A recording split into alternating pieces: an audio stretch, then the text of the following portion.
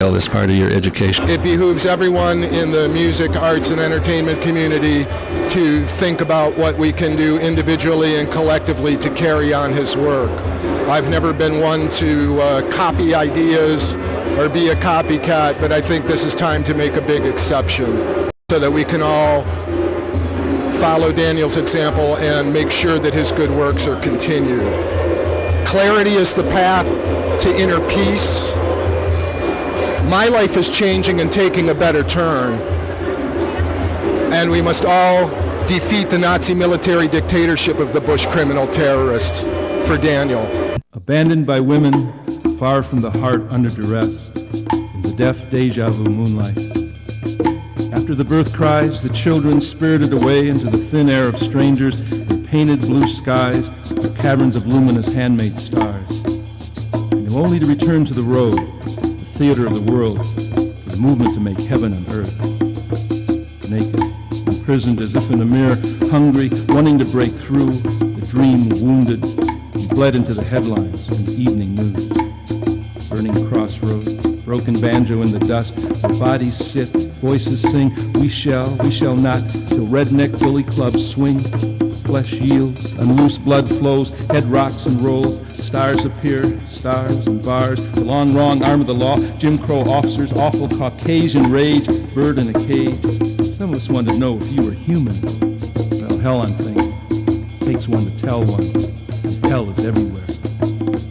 Up north, the air fills, chills with swastikas and flying bricks, nightsticks, that dark forest, moving like a river of pain, like a trial of Job, like a biblical plague, over the drum skin of the ghetto, over the fires on the plain. Now keep a sick white crowd at bay. Don't ask who they are wearing these savage masks. Just average is savage.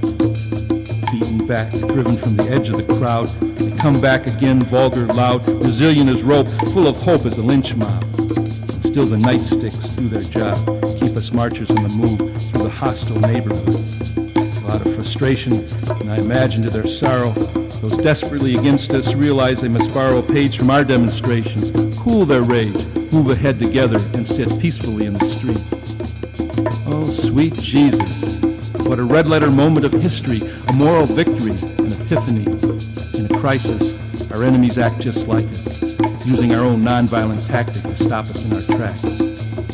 How do we respond to this rendezvous with irony, to this gift of nonviolence from those who hate us? We wait in silence, as if struck dumb. Even our preacher, bruised, whose words rang out against the first stone cast, now holds his tongue. No talk of dialogue, no reconciliation, no mention of redemption of the nation.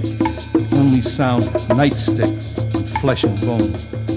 Stumbling, shouts, crying out, trying to run in panic and pain. Dear enemy, dark with blood, your faces are in broken mirror. The way is clear. The dogs bark, and the movement moves on. Well, I guess there's two things that I always think of when I think of Daniel. One of them is just how uncompromising he was, like whatever it was, whether it was the struggle for the homeless or whether it was like against the war in Iraq, he was always there, he was always uncompromising, he was always willing to do whatever it took to stop the injustice, and that was always really inspiring to me. Night is a future. I drive in the middle of under the weather of moonlight, under the charity of darkness. With Godspeed I drive through the scarred wilderness, the route of loneliness, as if I were heaven's messenger, handed the divine right of way across avenues of bad news to these streets of greed. Night is the future for the fugitives of day who lay their heads down where their feet have trod and hold in rough hands this day-old daily bread in a prison without walls, under stars they seldom see. Night is a future, a dream of a blind date our faith arranges between justice and love, under the weather of moonlight, under the charity of darkness.